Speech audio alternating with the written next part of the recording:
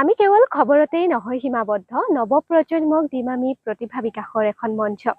টিয়কৰ নিচিনা অঞ্চলৰ পৰা ডিজিটেল প্লেটফৰ্মত খবৰ 24x7 আজি 3টা বছৰ সম্পূৰ্ণ কৰিলে। আমি এই শুভক্ষণত 4 বছৰত তেওঁ যি গতি কৰিব লৈছে এই চেনেলটোৱে, সেই শুভক্ষণত আমি খবৰ 24x7 প্ৰতিগৰাকী কৰ্মকৰ্তাক আমি শুভেচ্ছা জ্ঞাপন কৰিছোঁ। বিশেষকৈ যিগৰাকী সঞ্চালিকা স্মৃতিপ্ৰিয়া লাহন, এগৰাকী মহিলা হৈও আচলতে টিয়কৰ দৰে অঞ্চলৰ পৰা যি সাহস কৰিলে পোনপ্ৰথমবাৰৰ বাবে, সেই সাহসক আমি আটকু যোৰহাট জিলাৰ ফালৰ পৰা কৃতজ্ঞতা জনাইছোঁ আৰু আগলৈও যাতে তেওঁ এইদৰে খবৰৰ লগত জড়িত হৈ উজ্জ্বলি থাকে তাৰ কামনা কৰিছোঁ।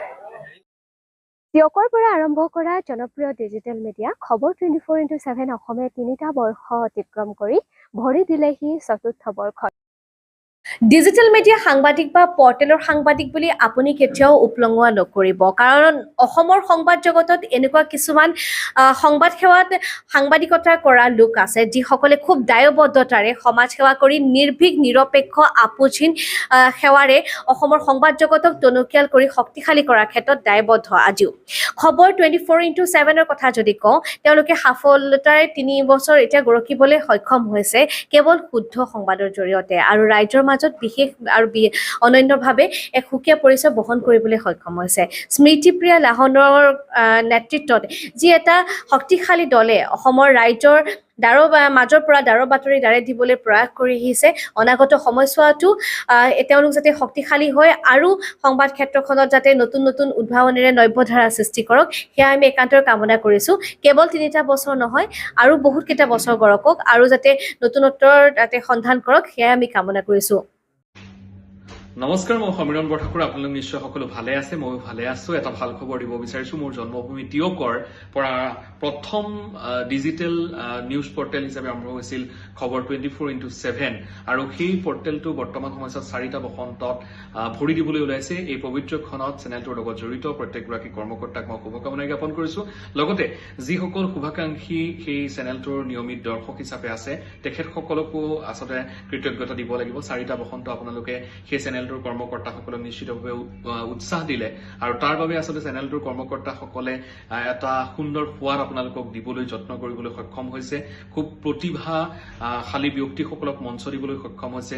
দৈনিক সমস্যাসমূহ সবল উপস্থাপনৰ কাৰণে এটা মাধ্যম হিচাপে থিয় হ'ব পাৰিছে, আৰু এই চেগতে চেনেলটো যাতে আৰু আগবাঢ়ি যাওক আৰু বহু বছৰ অতিক্ৰম কৰিব পাৰে, ৰাইজৰ সমস্যাসমূহ আচলতে শুদ্ধ ৰূপত তেখেতসকলে উপস্থাপন কৰিব পাৰে, তাৰে শুভকামনা জ্ঞাপন কৰিছোঁ চেনেলটোৰ লগত জড়িত কৰ্মকৰ্তাসকলক। ধন্যবাদ।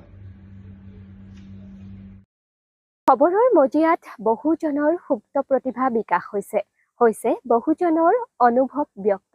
শুভকামনা জ্ঞাপন কৰিছোঁ, যিহেতু এই অনুষ্ঠানটিয়ে বিভিন্ন দিশত অকল খবৰৰ উপৰিও তেওঁলোকে বিভিন্ন সমস্যাৰ সন্মুখীন হৈ বোকাটোৰজনৰ ওচৰতো থিয় হৈছে, আৰু বানপানীৰ সময়ত যি পৰিস্থিতি, অভাৱনীয় পৰিস্থিতি হয়, তাতো তেওঁলোকে সন্মুখীন হৈ তেওঁলোকে যি পাৰে সহায় আগবঢ়াইছে।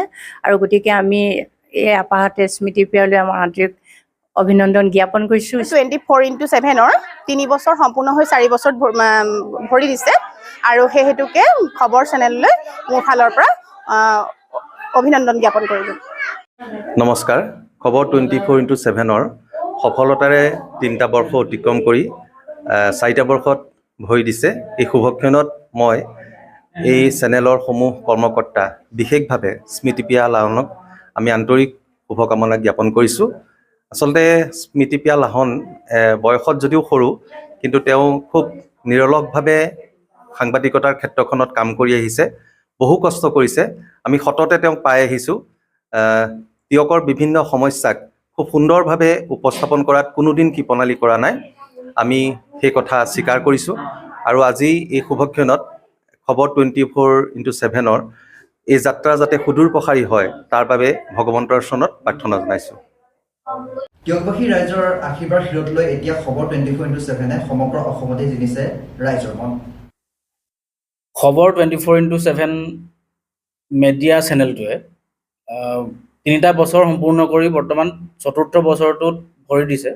আচলতে ব্যক্তিগত চিনাকিৰ লগতে এই সাংবাদিকতাৰ জগতখনতো স্মৃতিৰেখা লাহনৰ যিটো এটা ব্যক্তিগত চিনাকি আছে, সেই চিনাকিটো আৰু উজ্জ্বল হওক চেনেলটো আগবাঢ়ি যাওক বা সমগ্ৰ সাংবাদিকতাৰ জগতখনত তেওঁ যিটো চিন থ'বলৈ সক্ষম হৈছে আৰু উজ্বলি উঠক।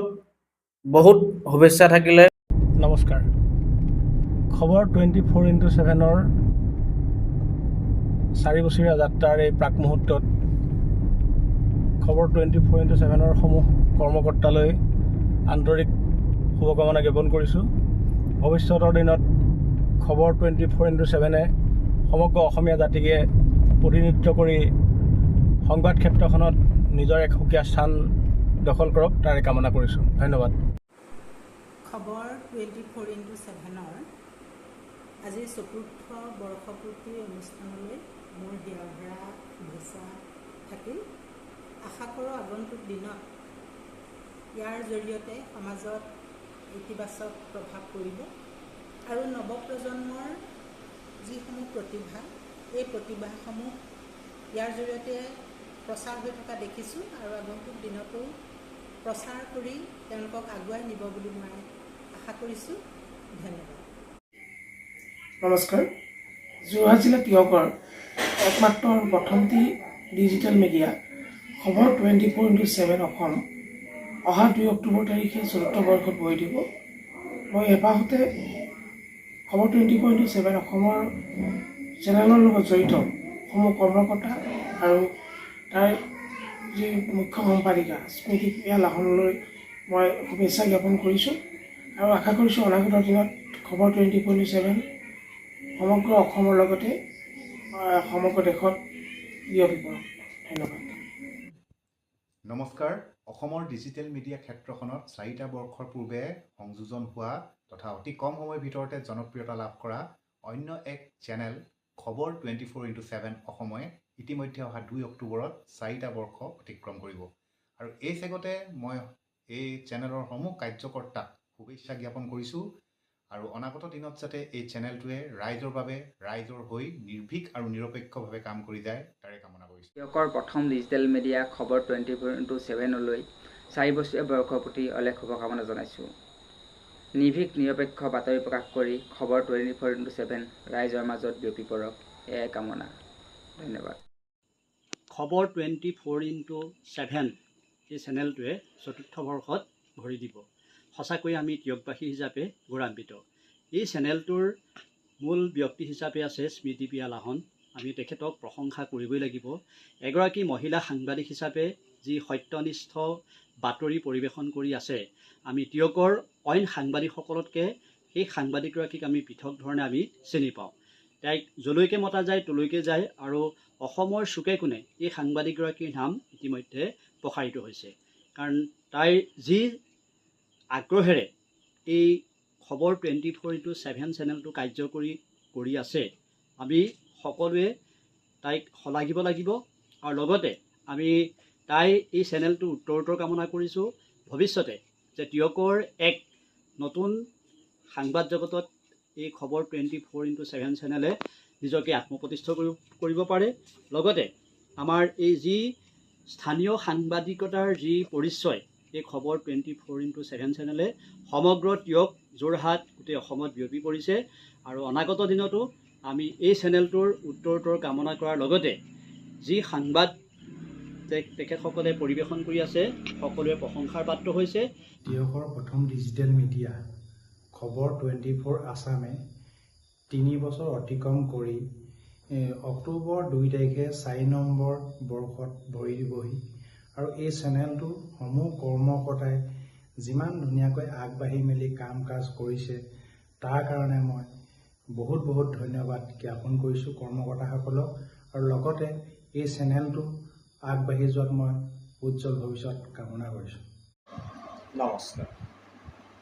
যোৰহাট তিয়কৰ পৰা প্ৰতিষ্ঠা লাভ কৰা প্ৰথম ডিজিটেল মিডিয়া 24x7 অহা 2 অক্টোবৰ 4ৰ্থ বৰ্ষত ভৰি দিব। 4ৰ্থ বৰ্ষপূৰ্তিৰ এই প্ৰাক্ষণত 24x7 বিষয়ববীয়া কৰ্মকৰ্তালৈ আন্তৰিক শুভেচ্ছা আৰু অভিনন্দন জনাইছোঁ। নমস্কাৰ। আজি তিয়কৰ একমাত্ৰ ডিজিটেল মিডিয়া চেনেলটো 24x7 অসমে 4টা বৰ্ষ অতিক্ৰম কৰিছে। আজি এই শুভক্ষণত উক্ত চেনেলটোলৈ মই শুভেচ্ছা শুভকামনা আৰু আশীৰ্বাদ জনাইছোঁ। উক্ত চেনেলটোৱে বিভিন্ন দিশ বিভিন্ন সমস্যা সামৰি ৰাইজক অৱগত কৰিবলৈ সক্ষম হৈছে আৰু মই আশা কৰিছোঁ উক্ত চেনেলটোৱে এইদৰে ৰাইজৰ আস্থা আৰু বিশ্বাস উতলিবলৈ সক্ষম হয়। পুনৰবাৰ উক্ত চেনেলটোৱে আন্তৰিক শুভেচ্ছা ধন্যবাদ আৰু আশীৰ্বাদ জনাইছোঁ। নমস্কাৰ। খবৰ 24x7 অসম আমাৰ সকলোৰে পৰিচিত এটা ৱেব পৰ্টেল। সামাজিক, ৰাজনৈতিক, অৰ্থনৈতিক এই বিভিন্ন ক্ষেত্ৰৰ খবৰেৰে সমৃদ্ধ এই পৰ্টেলটোৰ মুখ্য উদ্দেশ্য কেৱল জনসাধাৰণক খবৰ যোগান ধৰাই নহয়, গাঁৱে ভূঞে থকা সুপ্ত প্ৰতিভাক বিচাৰি আনি জনসাধাৰণৰ মাজত পৰিচয় কৰি দিয়াটো এই চেনেলটোৰ আন এক মুখ্য উদ্দেশ্য। নিজৰ পঢ়া শুনাৰ লগতে শ্ৰদ্ধাৰ স্মৃতিপ্ৰিয়া লাহন বাইদেৱে এই চেনেলটিৰ জৰিয়তে সমাজৰ হকে বিশেষকৈ নৱ প্ৰজন্মৰ হিত সাধনৰ অৰ্থে যিখিনি কৰিছে সেয়া অতিকে প্ৰশংসনীয়। লাহন বাইদেউৰ এই যাত্ৰা অব্যাহত থাকক। তেখেতে এই চেনেলটোৰ জৰিয়তে যি সপোন দেখিছে সেই সপোনে পূৰ্ণতা পাওক। এই ক্ষেত্ৰত তেখেতে যিখিনি কষ্ট কৰিছে সেই কষ্টই সাৰ্থক ৰূপ লাভ কৰক। খবৰ 24x7 এক নতুন ৰূপত অনন্য মাত্ৰাত উজ্বলি উঠক। চতুৰ্থ বৰ্ষত ভৰি দিয়া এই চেনেলটোৰ আজিৰ এই শুভ মুহূৰ্তত মোৰ ফালৰ পৰা আন্তৰিক শুভেচ্ছা জ্ঞাপন কৰাৰ লগতে আৰু অধিক সুপ্ত প্ৰতিভাই এই চেনেলটোৰ জৰিয়তে আত্মপ্ৰকাশ কৰিবলৈ সুবিধা পাওক তাৰে কামনা কৰিলোঁ। ধন্যবাদ।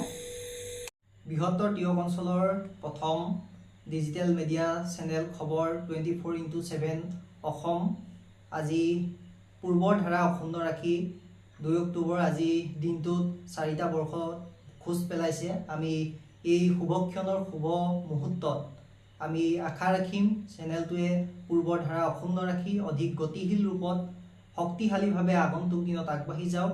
ইয়াৰ লগে লগে আমি এই শুভক্ষণত আমাৰ হৃদয়ৰ নিভিত কোণৰ পৰা আমি চেনেলৰ মূল সূতা লগতে সঞ্চালিকা স্মৃতিপ্ৰিয়া লাহন আৰু চেনেলৰ সমূহ কৰ্মকৰ্তালৈ আমি আন্তৰিক অভিনন্দন আৰু শুভেচ্ছা জ্ঞাপন কৰিছোঁ। অভিনন্দন জনালোঁ। অভিনন্দন জনালোঁ। অভিনন্দন জনালোঁ। অভিনন্দন জনালোঁ। অভিনন্দন জনালোঁ। অভিনন্দন জনোৱা হ'ল। চতুৰ্থ বৰ্ষত ভৰি দিয়াৰ এই শুভক্ষণতেই আপোনালোকেও আমাক দিয়ক একাজলি আশীৰ্বাদ।